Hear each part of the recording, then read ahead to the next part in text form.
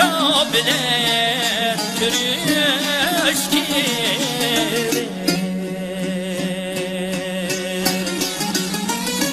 Körsem doymaz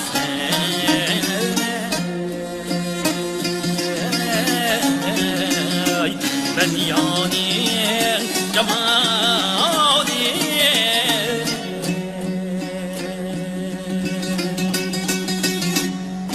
arpa buğday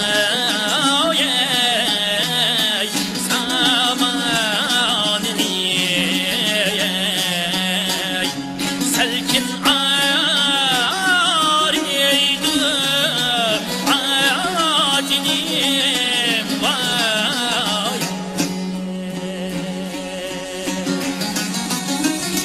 ayere içidir kökürüne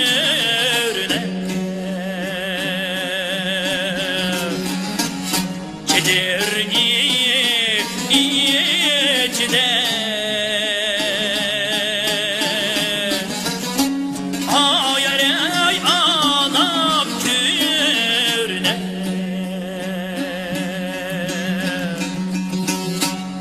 Gelmedi ya gelmedi ne buldu yavrum gelmedi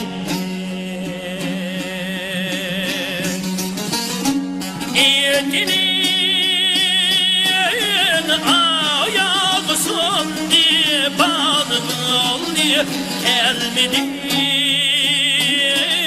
Cinim ayağı